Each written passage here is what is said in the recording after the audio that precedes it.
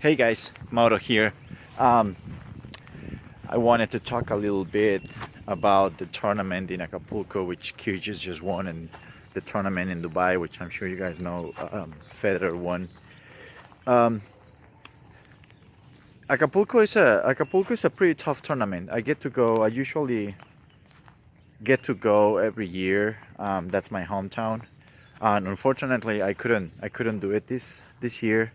But I had the chance to, I believe I had the chance to see Kyrgios play last, if it wasn't last year, it was a couple of years ago. I think it was, yeah, a couple of years ago probably. Um, it's Kyrgios is a very special case. I think it's fascinating how a guy can, um, how can someone just change his, you know, his mentality and decide to put the effort and say, okay, this time I'm gonna do things different and I'm gonna keep it. Um, what it doesn't surprise me that Kyrgios won because we know he has a talent. What surprises me is he played very well from, of course, from the first match, beating Seppi, and then he beat Nadal. And that's where I thought, that's where I didn't think that he wasn't gonna be able to make it because we know he can win. We know he has the power and the talent and the skills and the game to beat pretty much. I believe he can beat any player. But there are a lot of players out there that are really good, but there are not. That's what separates. Um, my thinking is that that's what separates the guys that are really good or even excellent players and the guys that are the best in the world is the consistency. Um, People like Nadal, like Federer, like Djokovic, and I want to mention some other guys that have been in the top 10 for a while, for a long time, like Ferrer did it, like Burdick. I mean, that's to me that's a kind of player that has a very different mentality because those guys they grind it every single day. This is not like the kind of player that says, okay, I had a good tournament or I have a couple of good tournaments this year and that's it. I mean, some way somehow these guys they decide that okay, whatever it takes, what I'm gonna do is I want to do well throughout the whole year. This is like the guy that wakes up in the morning and says, okay, what is my goal today? And let's say uh, that you have a project at work and you say, well, I still have to finish that project. And when you work on that project and you finish it, you probably spend 4 or 5 hours finishing that project, and the project is done, and you feel good that day. And that was your goal, and you achieved it, and you feel really good. And it was probably something very important for you, and it was something that took a lot of hours, a lot of your time, and then you're done, and that's it. Okay, I mean, okay, I achieved my goal, so I'm fine. The players that are able to stay on top for, I mean, for weeks and months and years is people that they finish their first project during the day and then they move on to the next one and the next one and the next one. So at the end of the day, when friends or wife or husband come in, how was your day? Oh, I got to do this and this and this and I mean, this is people that go non-stop. They don't finish something and then they say, okay, my goal for the day, what I really needed to do today, it's done, and they're happy with it. They move on to the next, to whatever is next that they need to do. They have that mentality that says it's not enough to work the 4 or 5 or 6 hours or even the 8 hours that we probably do at work. You probably go to work and you have something to do, and when you get out of work you've been trying to do something else, probably, I don't know, start a blog, or probably I don't know, become you're taking some online courses for computers or something like that, how create software, and they go home and they spend 2 or 3 more hours on that, or even if it's just 30 minutes because they have a family and things like that. But these guys, they go non-stop and they consistent. They sustain that every single day, and they play a match, and it doesn't matter if the match goes for 1 hour, 2 or 3 hours. The sustainability and the intensity is the two things that they keep.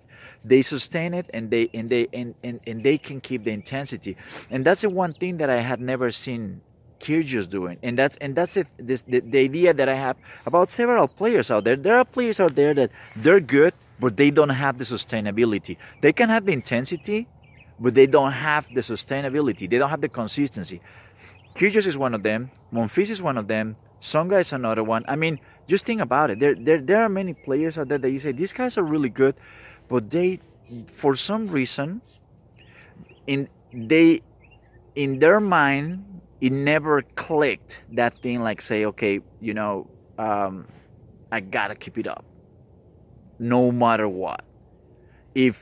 If I'm in the tour and I'm on fees, and he did very well the last year, I gotta say that I've seen him improving a lot on that, on the consistency, on sustaining the level of game, which is not only guys, it's not only physical, it's mental. But I when he started doing better last year, I say, why did this guy take so long to decide and say, okay, what is he doing different? Okay. And that's a thing that I had never seen Kyrgios do. The guy can play very well, and he should have tons of reasons to say, dude, imagine with that kind of game you have, imagine that you put your head in the right place. Just imagine what kind of player you would be. It's just amazing. That's the difference in the. And that's the other side of the coin in Dubai that Federer won, and I believe it's his. Those are my dogs. I believe that's the difference. A player has won that tournament 8 times, and he even works again on his game, trying to improve and becoming a better player. Even after years that he's been number one, he has won everything, and say, okay, I'm not young anymore, and I still want more. So I have to reinvent myself. I have to change my game plan, and I have to work on my backhand, and I have to work on my serve, and I probably have to work on my volley and my forehand and my footwork.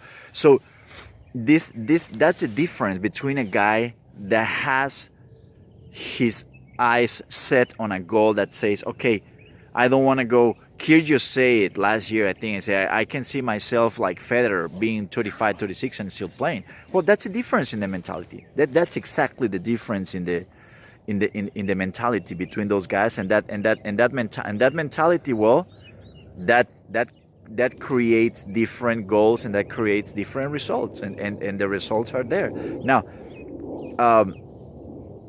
Kyrgios, for some reason, to me that win in Acapulco is huge because he beat 2 of the top 3 players in the world, and he beat Nadal, and then he beat Isner. He also beat Wawrinka.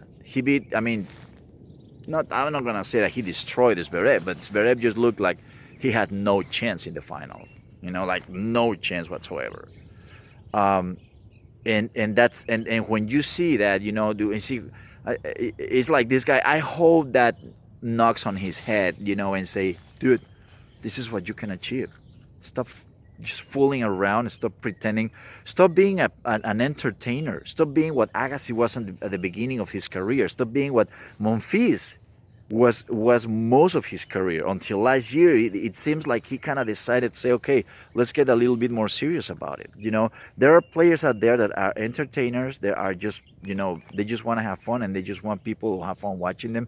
And there are players out there that say, well, I'm gonna change this. This has got to change. I don't want to be in the backseat anymore. I don't want people go see me and go, oh yeah, this guy is fun to watch.